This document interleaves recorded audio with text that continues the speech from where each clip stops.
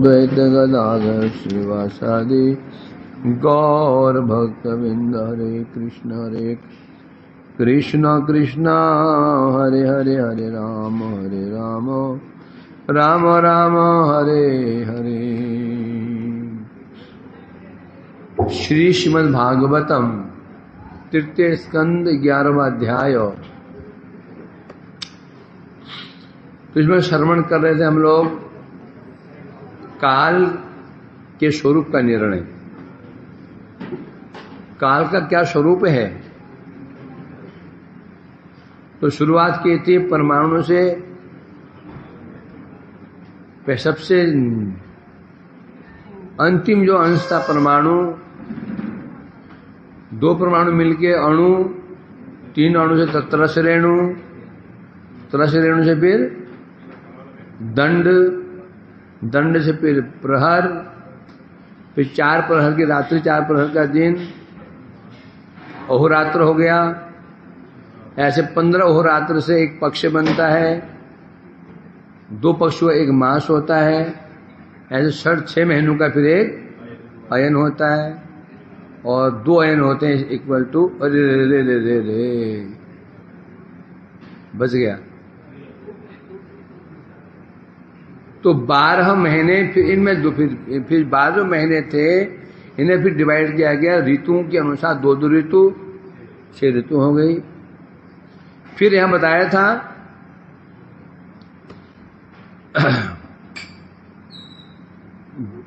जो त्रिलोकी है, भूर्भुवः स्वः है, इनमें से मनुष्य और देवता, इनकी आयु अपने अपने मान के अनुसार 100 वर्ष होती है। मान कहने से मनुष्य का जो 1 वर्ष होता है, देवताओं का 1 अहोरात्र होता है। ऐसे ऐसे मनुष्य 100 वर्ष, ऐसे देवताओं के 100 वर्ष। तो यहां अंत में उन्हें प्रश्न पूछा था विदुर जी ने, मैत्रेय जी, आप योग सिद्ध हैं, इसलिए आप त्रिलोकी के बाहर भी देख सकते हैं।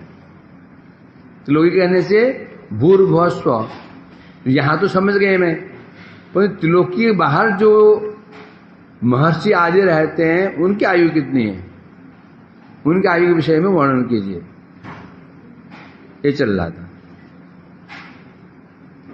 वही बता रहे थे वो।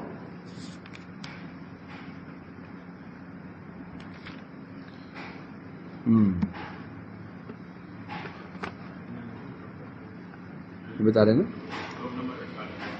पितृदेव मनुष्याणाम आयु परमविद स्मृतम। पितरों, देवताओं और मनुष्य को जो आयु होती है, आपने निर्णय कर दिया, बता दिया, सब समझ गए। परेशान, इनसे ऊपर जो है, इनसे भी जो ऊपर है, त्रिलोकी के ऊपर जो ऊपर विभाग है, महालोक, जनलोक, तपसत्य, 4 लोग ऊपर हैं। वहां जो निवास करने वाले ऋषि आदि हैं, उनकी आयु का भी वर्णन कीजिए, ये कहा था। तब मैत्रेय उवाच, मैत्रेय जी कहने लगे, कितम त्रेता द्वापरं च कलिश्चेति चतुर्युगम दिव्य 12 वर्षे सावधान रूपितम। तब मैत्रेय ऋषि कहने लगे, हे विदुर जी, सत्य कृतम, यहां सत्य नहीं कृतम कहा, कृत, सत्य, सतयुग का नाम क्या है? कृतयुग। क्यों? उस युग में प्राय सभी लोग कृतकृत्य होते हैं, सभी लोग अच्छी प्रवृत्ति के होते हैं, कोई दुर्भागा नहीं होता, कोई दुष्प्रवृत्ति के नहीं होते, इसलिए बोलते कृतयुग। कृतम, त्रेता, सत्ययुग, त्रेतायुग, द्वापर युग और कलयुग। ये जो 4 युग हैं, ये चारों युग अपनी अपनी संध्याओं और संध्या के साथ मिलकर के पूरे 12,000 वर्ष बन जाते हैं।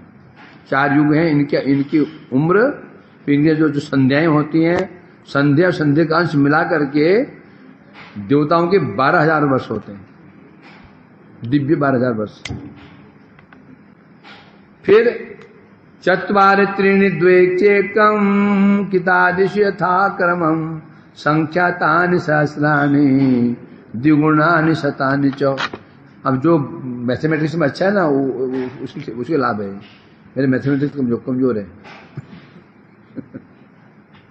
ये हिसाब किताब पीछा नहीं छोड़ेगा ये गणित हमारा है।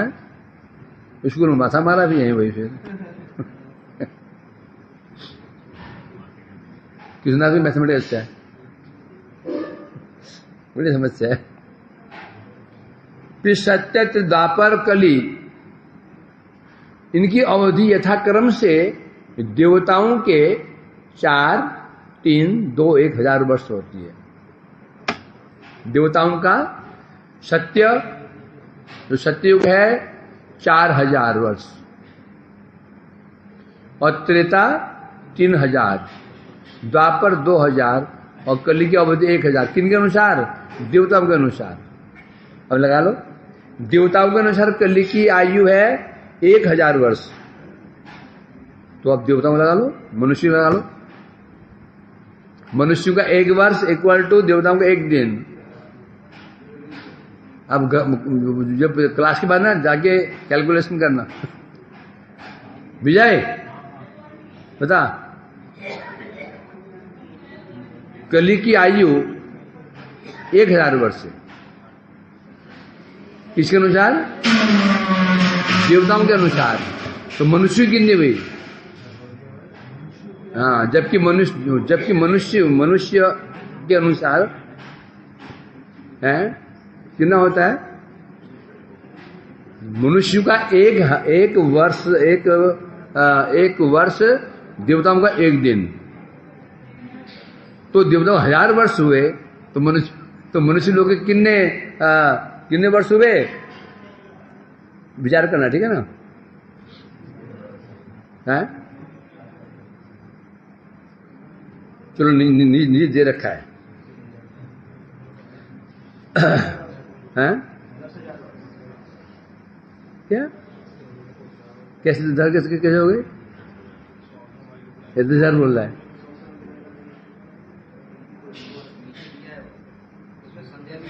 तूने 10,000 कैसे बोला? पता? हाँ, किन्होंने?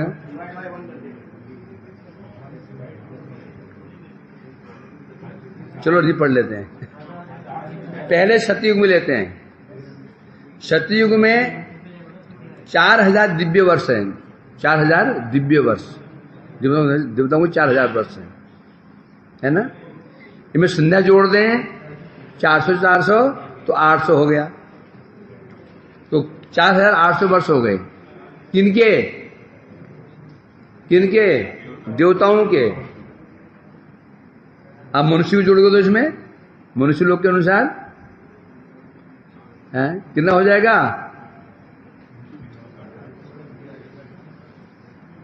है? 360। तो अनुमान लगा लो ना। तुम भी कमजोर हो गया।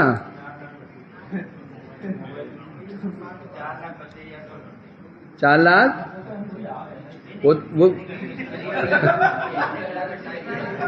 अरे मूर्खो, ये कली का है। इसका डबल 4 गुना 36 लाख। एक बोलो यार, एक बोलो क्या? 17 लाख 2,500। हाँ, इस प्रकार बता रहे हैं। फिर हाँ, फिर इससे ये हुई सत्ययुग की। इससे फिर नीचे उतरोगे तो तीर्था की। तीर्था कली 3 गुना होता है ना, 12 में हो गया। अब 2 गुना होता है कली से 8,64,000 और बाकी 4,32,000 हो गया ना आगे।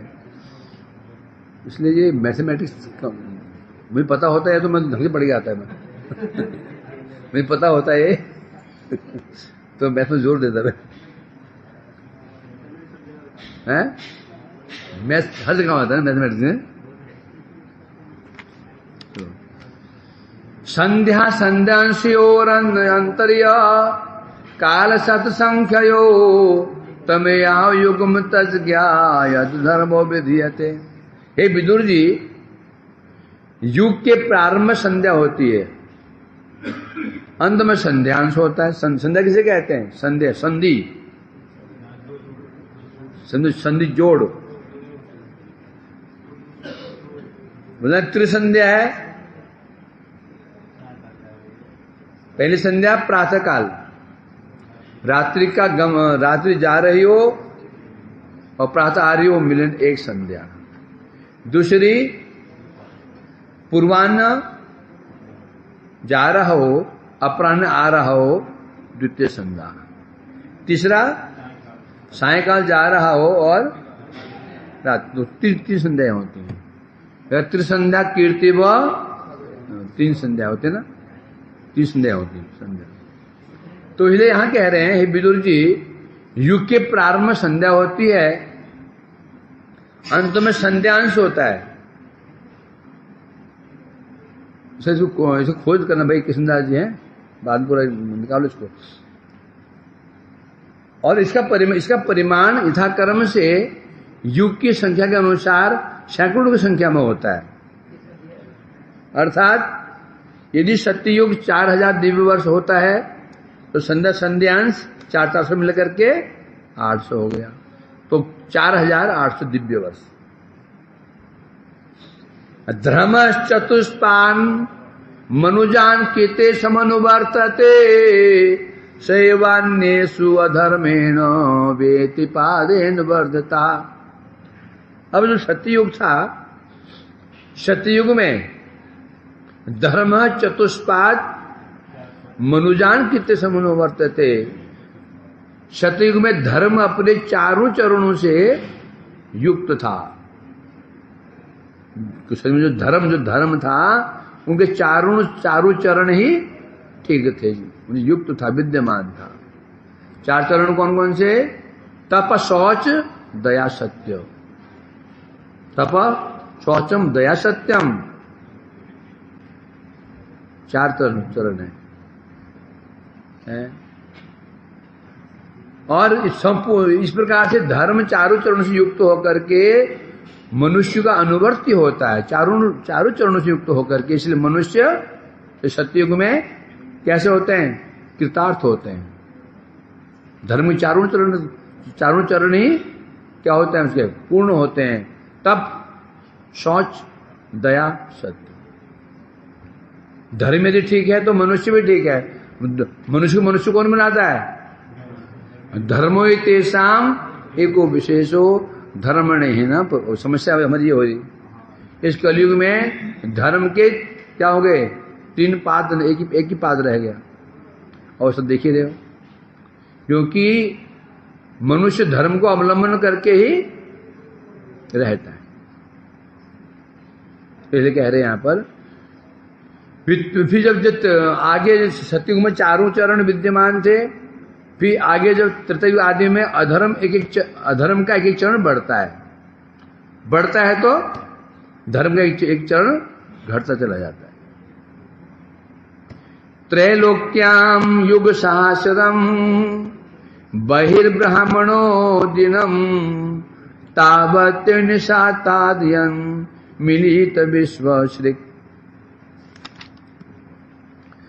हे ताज, तुमने प्रश्न पूछा है कि त्रिलोकी के बाहर भूर्भुव स्व, उसके बाद जो ऊपर के 4 लोक हैं, महलोक, जनलोक, तपलोक, सत्यलोक, वहां की आयु क्या है, वहां के विषय में बताइए, तुमने पूछा है।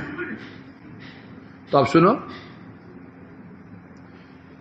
त्रिलोकी के बाहर जो महलोक से आरंभ करके ब्रह्मलोक तक, ब्रह्मलोक कहने से सत्यलोक, सत्यलोक एक नाम है ब्रह्मलोक। यदि ब्रह्मलोक इसका नाम है, जो मुक्ति लोक है उसका नाम ही ब्रह्मलोक ही है, सिद्ध लोक। परंतु यहां ब्रह्मा जी का लोक है तो ब्रह्मलोक। तो यहां महालोक से आरंभ करके ब्रह्मलोक तक यहां की आयु, यहां का काल का परिमाण क्या है? 1000 चतुर्युग का एक दिन होता है। हमारा इस मनुष्य लोक का 1 वर्ष, देवताओं का 1 दिन, 1 दिन केवल। और ब्रह्मलोक की क्या विशेषता है? 1000 चतुर्युग इक्वल टू 1 दिन। किसका? ब्रह्मलोक, ब्रह्मलोक ही नहीं, महलोक, जनलोक, तपलोक, सत्यलोक, ये चारों जो लोक हैं इनकी आयु समान समान है। पढ़ा ना मैंने, वो वृद्ध भागवत में पढ़ा, स्पष्ट मालूम आया, तो इनकी आयु बराबर है। तो जो दिन कितना है? 1000 चतुर्युग। रात्रि कितनी है? वो भी इतनी बड़ी रात्रि है। इस रात्रि काल में जब ब्रह्मा की रात्रि काल आ जाती है, उसमें ब्रह्मा शयन करते हैं। निशावसानारब्धो लोक कल्पो अनुवर्तते यावद न भगवतो मनून भुंज चतुर्दश। ब्रह्मा की नींद टूटती है, वो नींद का, उनके रात्रि का अवसान हो जाता है। जब जगते हैं ब्रह्मा जी, रात्रि का अंत हो जाता है और फिर से सृष्टि कार्य प्रारंभ करते हैं। लोक कल्पतो अनुवर्तते, फिर से लोगों की सृष्टि करना प्रारंभ करते हैं। यावत दिनम भगवतो मनु भुजन चतुर्दशम, फिर वो जो सृष्टि चलती है, सृष्टि होती है और 14 मनु की जीवन अवधि तक चलता रहता है। तो सृष्टि कार्य भी शुरू हो जाता है। और कब से चलता है ये? 14 मनु की जीवन अवधि। 14 मनु, एक मनु आएगा राज्य का, दूसरा जैसे 14 मनु चले जाएंगे तब तक वो चलता रहेगा। यही दिन है। 14 मनु का राज्य पूरा हो गया, ब्रह्म का दिन समाप्त, फिर ब्रह्मा सो जाएंगे। और जो त्रिलोकी है फिर से इसका प्रलय, फिर वो जगेंगे, फिर वो सृष्टि शुरू करेंगे। फिर 14 मनु के राज्य काल तक वो सृष्टि कार्य चलता रहेगा। जैसे 14 मनु का समय समाप्त होगा फिर से प्रलय, ये चलता रहेगा। इसलिए कह रहे हैं यहां पर स्वम स्वम कालम मनुर्भोक्ते साधिका भी एक सप्तितम। हे विदुर जी, प्रत्येक मनु का राज्य या भोग काल कितना होता है? 71 चतुर्युग से कुछ अधिक काल तक होता है। 71 नहीं होता है, 71 से कुछ अधिक काल तक होता है। वो यहां करके अपना आधिपत्य भोग करते हैं। मनमंतरेषु मनवस तदवंशाम ऋषय सुरा भवंत चेत युगपत सुरेशा सानु ये चतान।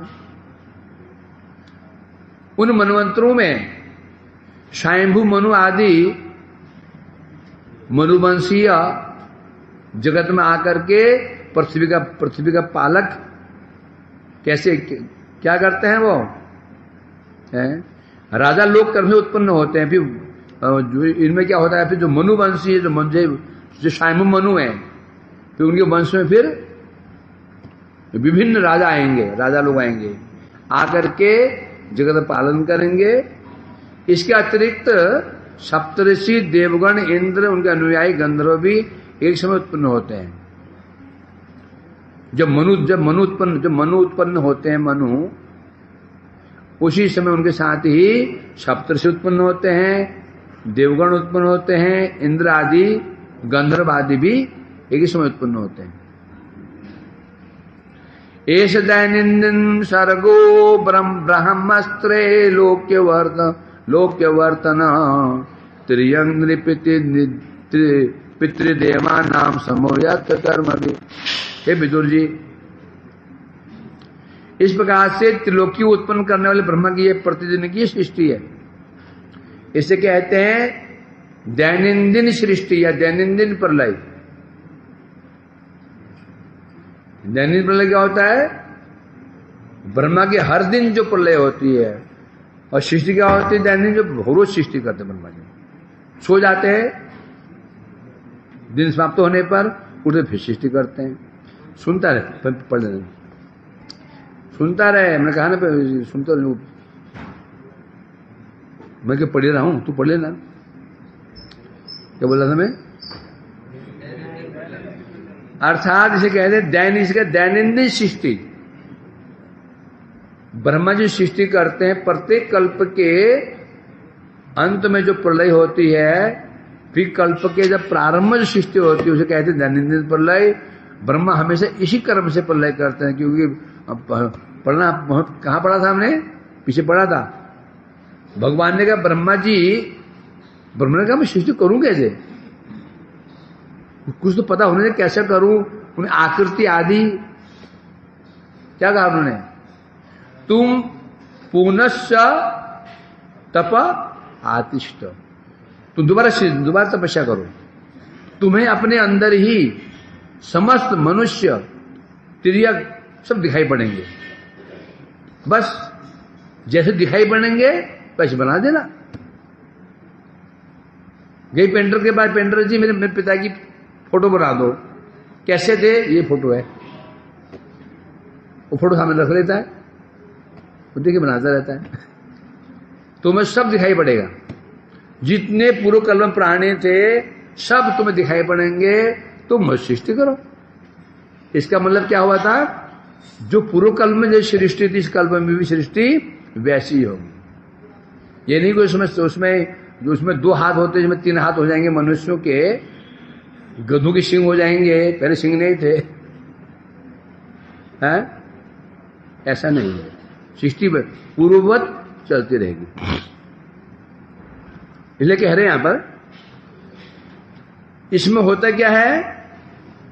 तिर्यंग नृपित देवानाम सुयत्र कर्म विकर्म। अब इसमें अपने अपने कर्म के अनुसार पशु पक्षी मनुष्य पितर आदि जन्म लेते रहते हैं। ब्रह्मा ने केवल देह बनाए हैं, और जो जीव थे, जो मनुष्य जीव थे, और प्रलय के समय अपने कर्म संस्कार के साथ भगवान में विराजमान थे। जब घर बन गए, ब्रह्मा जी का प्रभु भेज दीजिए, घर तैयार हो गए। फिर भगवान ने देखा भाई इसने 500 इसने 20,000 रुपये दे रखा है, तो वो नीचे वाला कमरा, इसने 2 लाख की एफडी करा रखी है, ऊपर वाला। जब सृष्टि हो गई, फिर क्या आगे में जैसे जो कर्म थे, ये कर्म भी नहीं छोड़ेंगे। ये कर्म उस भूत के समान, जहां जाओगे ना पीछे पीछे, वो अमेरिका पहुंचोगे प्लेन में, सामने खड़ा रहेगा, आइए जी, गौर सुंदर जी आइए। यहां भी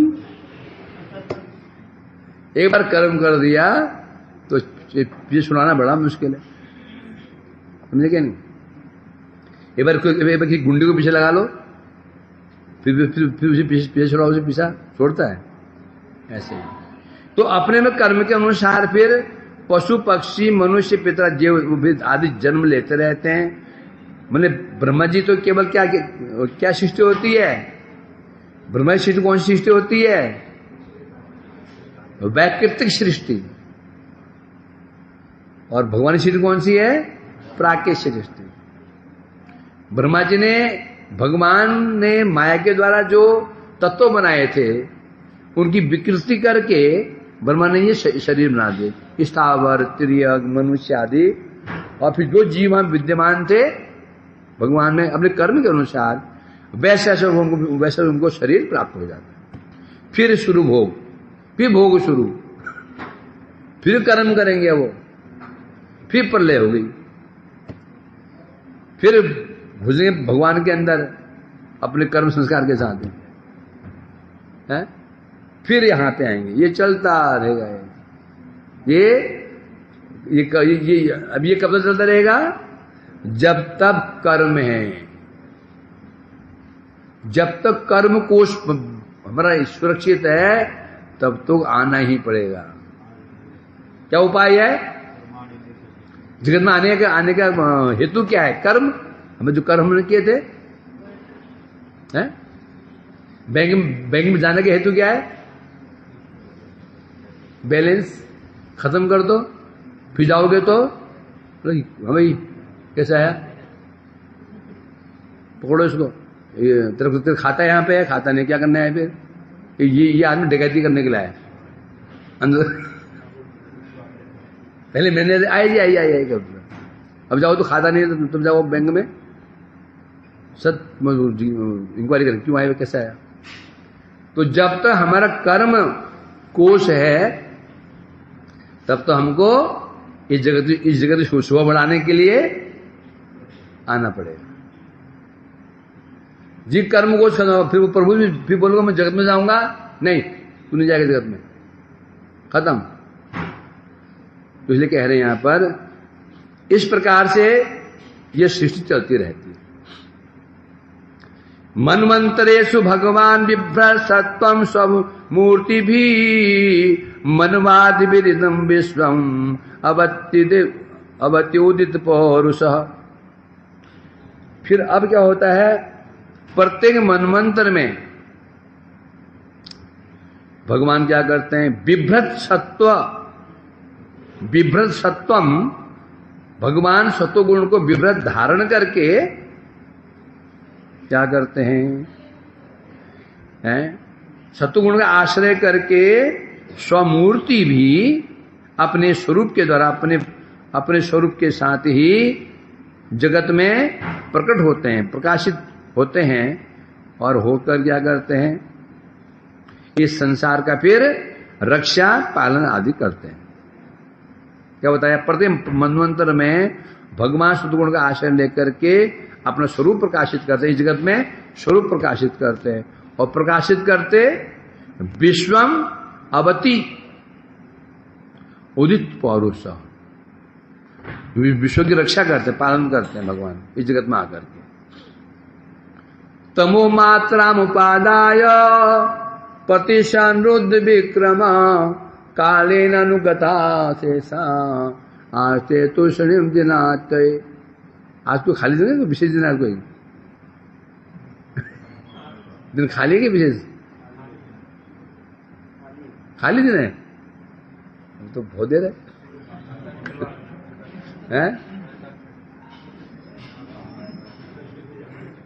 दिन खाली है क्या? हाँ जान बची, रिपीटेशन है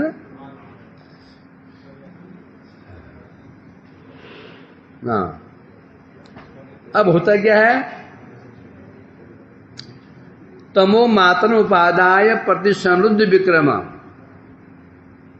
जब ब्रह्मा की रात्रि काल उपस्थित होती है उसमें भगवान क्या करते हैं, त्रिलोकी का संहार करने के लिए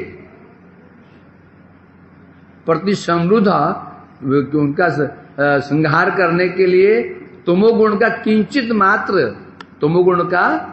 किंचित मात्र अंश स्वीकार करके कालाग्नि रुद्र के रूप में स्वविक्रमम प्रतिसमृद्ध अपने विक्रम को या समुद्र विक्रम को स्थगित कर देते हैं। बस उस समय क्या होता है, उस समय भगवान वह तीनों लोक के जो जीव हैं उनमें लीन हो जाते हैं, और माइक और जो भगवान की जो माइक जो ये लीला चल रही थी ये निश्चेष्ट हो जाते हैं। भगवान क्या हो जाते हैं, तुष्णिम बभुव, भगवान शांत हो जाते हैं। किस शांत होते हैं, लीला विनोद। ये सृष्टि क्या है, ये जो सृष्टि है कार्य के भगवान, ये भी एक लीला है, लीला कर रहे भगवान ही। और जब ब्रह्मा की रात्रि शुरू हो जाती है, भगवान अपनी शांत हो जाते हैं, जो उनका जो लीला विनोद था वो त्याग कर देते। इसे कहते हैं भगवान सो गए, शयन कर रहे हैं। सोना मतलब क्या होता है, ऑफ होना, छुट्टी पे है, माने जागतिक कार्य बंद। त्रैलोक्याम दह्यमानायाम शक्त्या संकर्षणाग्निना यान्तु स्मरणमहर लोका जन्म भृगुआदिवर्दिता। उसमें होता क्या है, उस समय जब ब्रह्मा की दिन समाप्त हो जाता है, उस समय तीनों लोकों के जो मालिक हैं, त्रिलोक्याम, भगवान शंकरषण जी, शंकरषणा अग्नि ना, उन शंकरषण के मुख से जो अग्नि निकलती है, उस अग्नि की, उसकी शक्ति से त्रिलोकी दग्ध होने लगते हैं। 3 लोक हैं, भूर्भुवः स्वः, ये दग्ध होने लग जाते हैं। ये ध्यान देना पड़ेगा। भूर्भुवः स्वः कहने से नीचे वाले भी, जो नीचे वाले भी हैं वो तो दग्ध होंगे। क्यों अग्नि कहां से निकलेगी? पाताल। शंकर ऋषि कहां विराजमान रहते हैं? पाताल में। वहां से अग्नि उठेगी और स्वर्ग लोक तक 3 लोग दग्ध हो जाते हैं। उस समय अग्नि की जो ताप से पीड़ित होकर के भृगु आदि ऋषि जो महलों में रहते हैं, वे पीड़ित हो जाते हैं। पीड़ित हो, यदि महलों को अग्नि स्पर्श नहीं करती है, पीड़ित होकर वो क्या करते हैं? ऊपर जनलोक में चले जाते हैं। अभी जो भृगु आदि जो पीड़ित होते हैं, वो पीड़ित का अर्थ वहां पर हमने क्या लिया था? पीड़ित किससे होते हैं? क्या उन्हें ताप लगता है क्या? क्या वहां पीड़ित कर क्या लिया था? शुभानंद, भृगु ऋषि आदि वहां पर जो पीड़ित हो जाते हैं, क्या वो उनको क्या उनको वहां गर्मी लगती है? क्या ताप लगता है? क्या पीड़ित होते हैं? जो नीचे के जो लोग हैं, उनकी दुर्दशा देख करके, जीव का जो कष्ट देख करके और उसको सह नहीं पाते हैं। यही है पीड़ित होना। ऋषि वर्ग है ना, दयालु होते हैं। दुखी देखते हैं तो हृदय दर्द हो जाता है। तो वो लोग कहां पहुंच जाते हैं? उसके ऊपर जनलोक में चले जाते हैं। हाँ, तो यहां ही बताया जा रहा है इस प्रकार से। कुछ छूट गया क्या कुछ?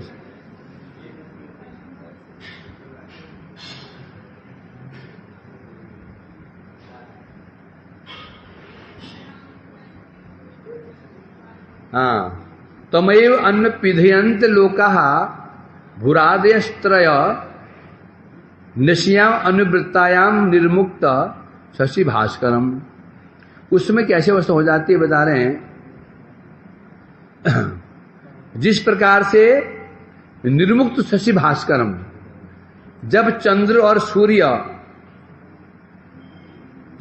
सूर्य ना रहे, उसमें क्या अवस्था हो जाएगी? चंद्र भी ना हो, सूर्य भी ना हो, क्या हो जाता है? अंधकार।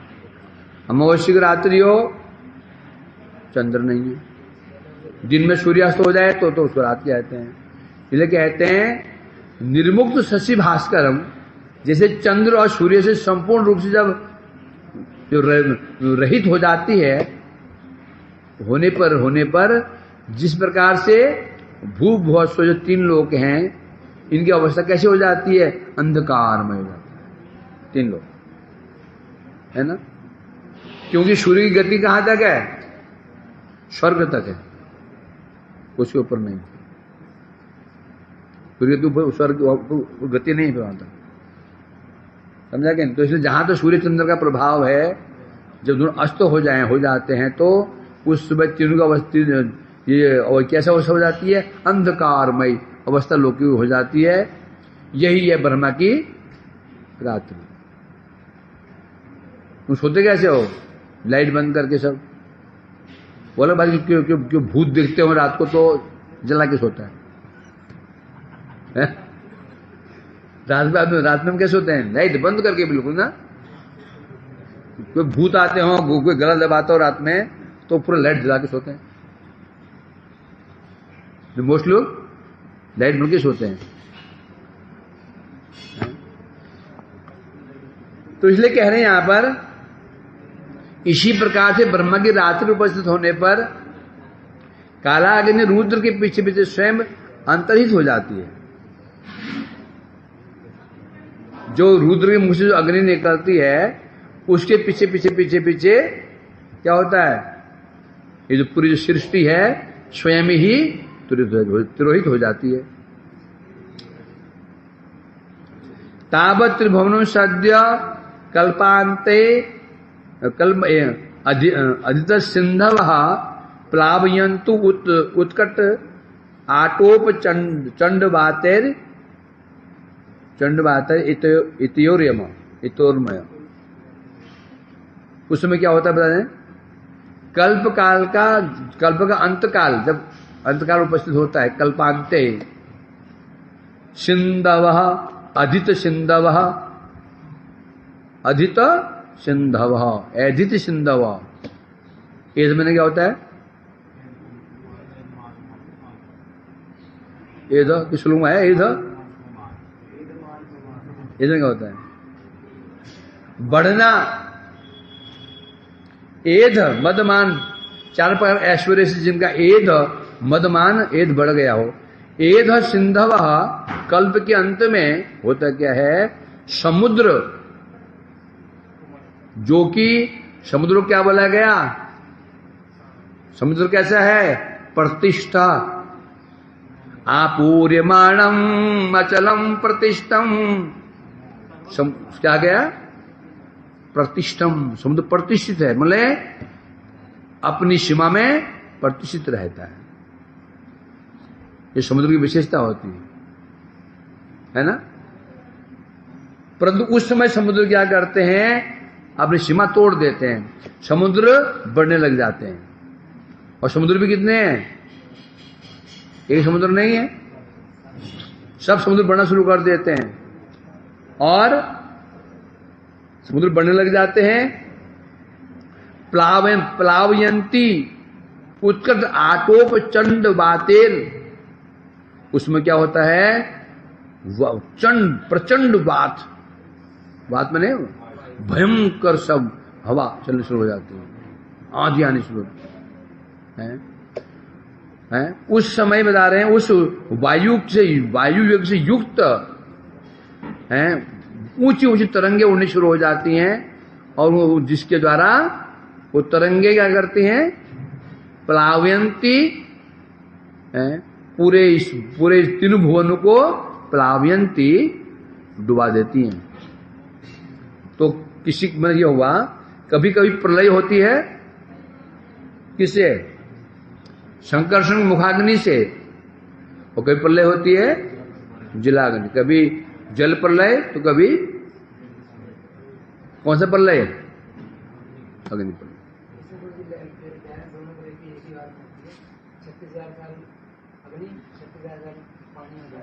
अच्छा, चलता रहता है, कहाँ लिखा है, आगे आ गया। इस प्रकार से बता रहे, अंत तस्मिन् सलिले आस्ते अनंतासनो हरि योग निद्रा निमिलिता निमिलाक्षः स्तूयमानो जनालय। ऐसी अवस्था में अंतः तस्मिन् सलिले, उस जल के मध्य में, आस्ते अनंत आसन हो रही, भगवान क्या करते हैं, अनंत आसन मतलब शेष आसन, अनंत शैया के ऊपर भगवान शयन कर, कैसे, निमिलाक्ष, आंख बंद कर भगवान शयन करते हैं। और उस समय उनकी सेवा कौन करते हैं, स्तूयमानो जनालय। उसमें जो ऊपर के लोग हैं, महलोक, जनलोक, तपलोक, वहां जो ऋषि वर्ग हैं वो भगवान की उनकी स्तुति करते हैं। नीचे खत्म हो गए, ऊपर वाले बच्चे ऊपर प्रभु की स्तुति करते हैं। एवं विधेर होरात्रे कालगतोपलिक्षिते उपक्षितम विवास्यापि परमायुर्वयशतम। इस प्रकार काल की गति के द्वारा उपलक्षित 1,000 चतुर्युग के प्रतीत होने वाले दिन रात के अनुसार ब्रह्मा की 100 वर्ष की आयु भी परम आयुर जो आयु ब्रह्मा की आयु 100 वर्ष है, वह भी धीरे धीरे धीरे धीरे धीरे धीरे काल धर्म से बीती हुई इस ज्ञात होती है। क्या बता रहे हैं? इस काल की अवधि होते होते इस प्रकार से 1000 चतुर्युग गया, मतलब एक दिन गया ब्रह्मा जी का, फिर रात्रि एक दिन गया, ऐसे करते करते उनकी आयु भी क्या हो रही है? क्षीण हो रही है। यद्धर्मायुषस्तस्य प्रार्धम अभिधीयते पूर्वम प्रार्धोपक्रांतो यपरोऽद्य प्रवर्तते। अब जो ब्रह्मा की 100 वर्ष की जो आयु है, उसका आधा भाग प्रार्ध कहलाता है, हैं? पूर्व प्रार्ध और पर प्रार्ध, आदि आयु प्रार्ध कहते हैं उसको, हैं? जिसमें जो पूर्व प्रार्ध है 50 वर्ष बीत चुके हैं। अरे ब्रह्मा जी का आयु कितनी है? 50 वर्ष है। ब्रह्मा जी आयु कितनी है समय?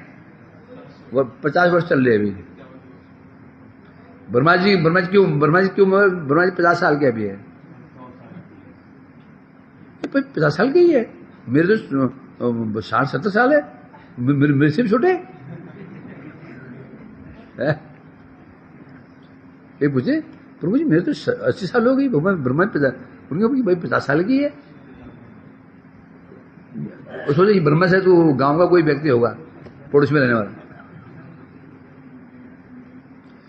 तो इसलिए कह रहे इस प्रकार से,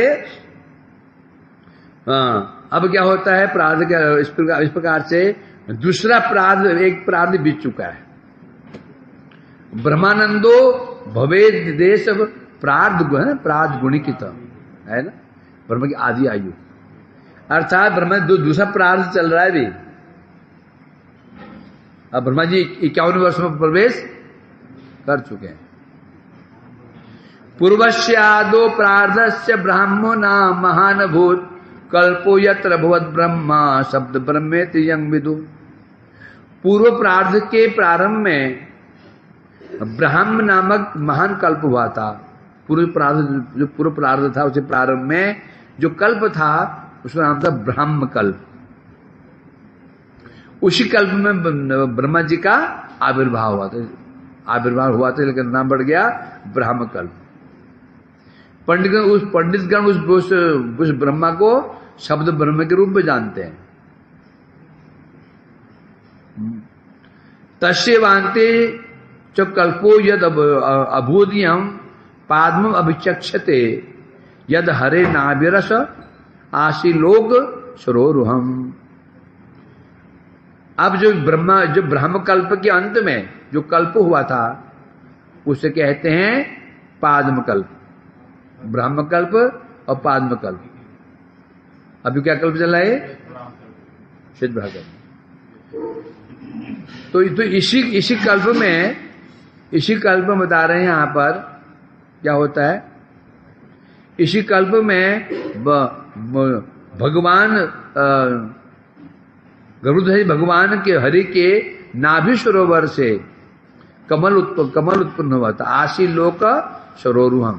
इसी कल्प में ही भगवान जो गरुड़ध्वज विष्णु हैं उनके नाभि सरोवर से एक कमल उत्पन्न हुआ था।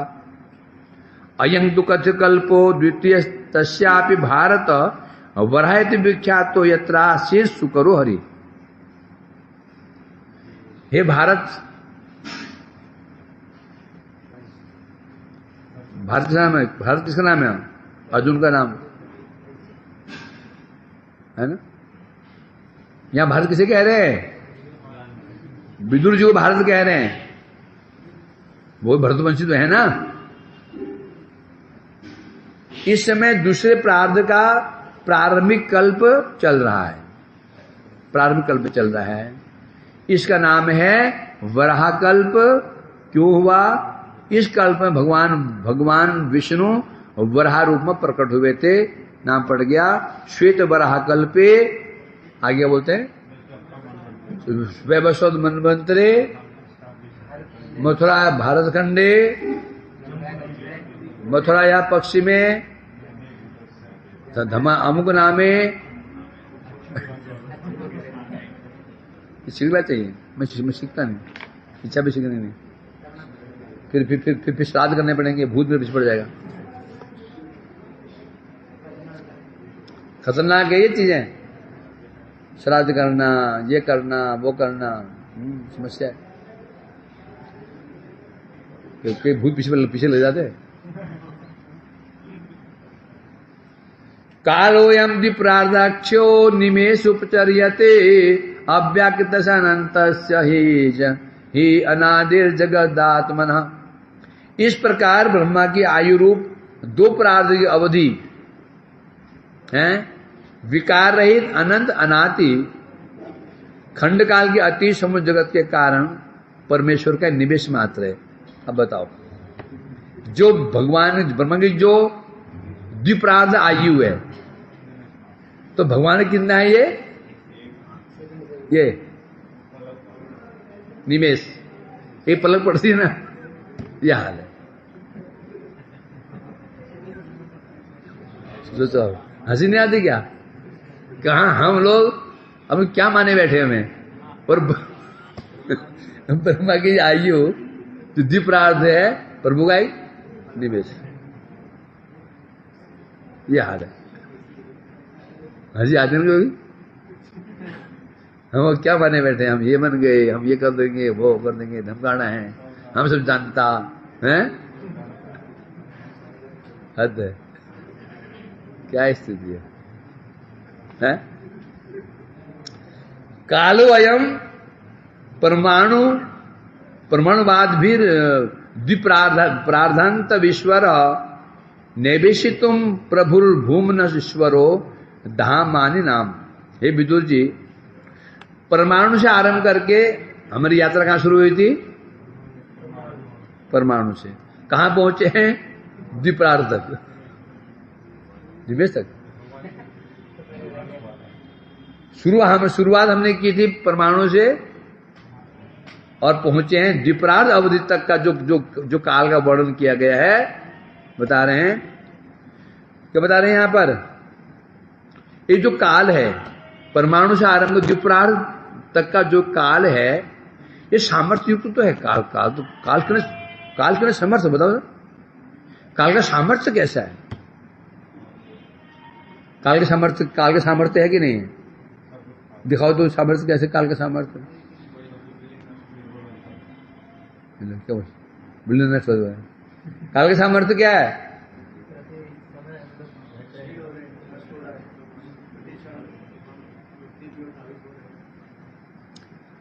ठूसते हो ना, चावल खाते हो, काल का प्रभाव, समझा कि नहीं? ठूसते हो, क्या है ये? कठोर जो बीज होते हैं, बीज से ही पौधा निकल आता है। किसका प्रभाव है ये? इतना काल बलवान है, इतना काल बलवान है।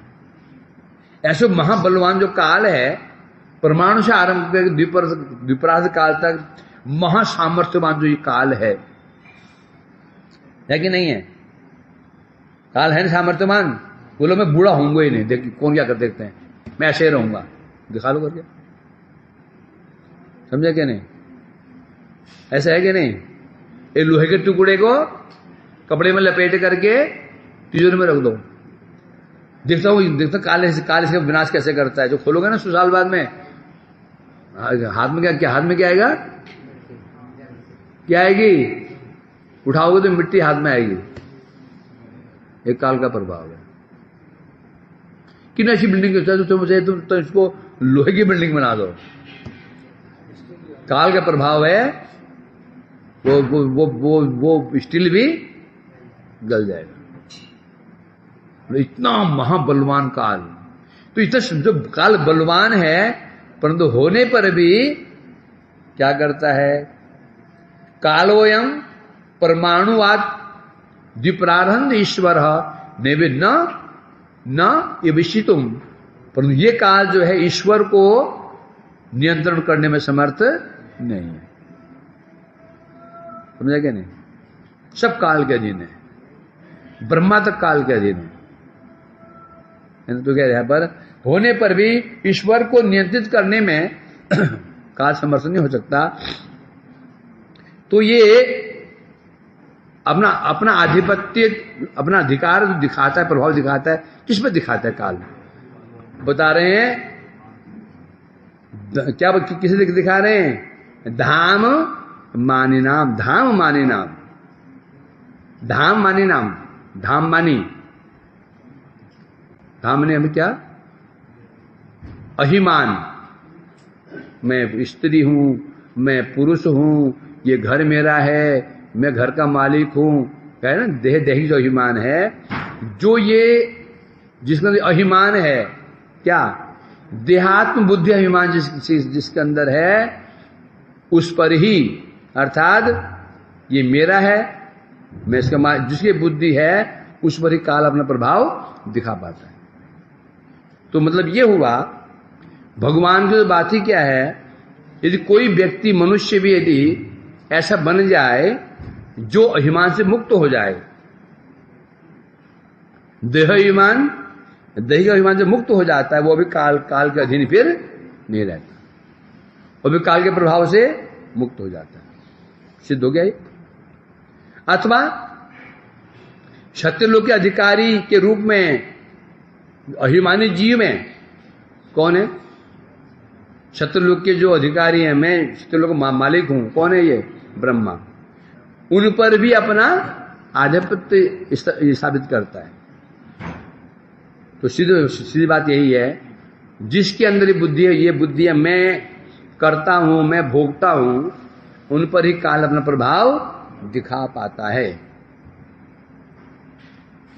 जो इस अभिमान से मुक्त हो जाते हैं वो काल से वो भी अतीत हो जाता है, काल उनका प्रभाव दिखा नहीं पाता है।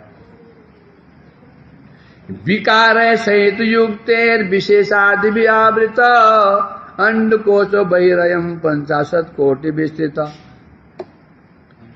क्योंकि हम सुन के आए हैं, प्रकृति, महतत्व, अहंकार, शब्द आदि 5 तन्मात्रा और 8 प्रकृतियों से 11 इंद्रियां, 5 महाभूत और 16 प्रकार के विकारों से बना हुआ जो ब्रह्मांड है, ब्रह्मांड के भीतरी भाग जो है ये, इसका परिमाप कितना है? 50 करोड़। ब्रह्मांड का जो भीतरी, इसका जो फैलाव है ये 50 करोड़ है। और बाहरी भाग में पृथ्वी आदि 7 आवरण, जो ब्रह्मांड है ना, इसके बाहर 7 आवरण है, 7 आवरण।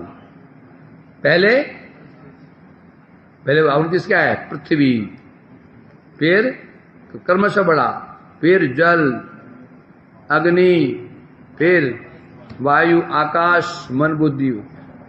ये तो ब्रह्मांड की बात चल रही है। जो आवरण है, फिर वो प्रत्येक आवरण, प्रत्येक पहले से जो दूसरा आवरण क्या होगा, उससे 10 गुना बड़ा होता है। इतना बड़ा ब्रह्मांड है। तो हम कहां पर हैं? इस ब्रह्मांड में, इस कोने में है, ये स्थिति है।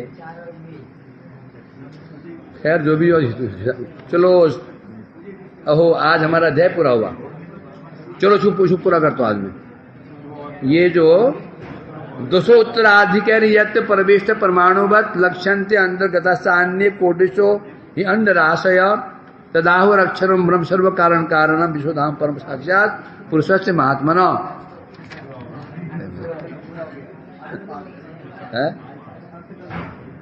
चलो ये क्या बोला अर्थकल?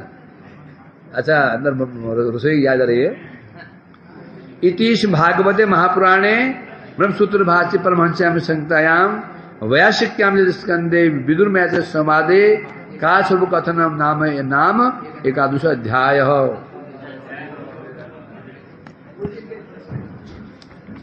आगे तुम्हारा आगे क्या है? आगे आसान, आगे वही है ना, बाल बच्चे वाला सब, कोई पत्नी बाल बच्चे वाला है।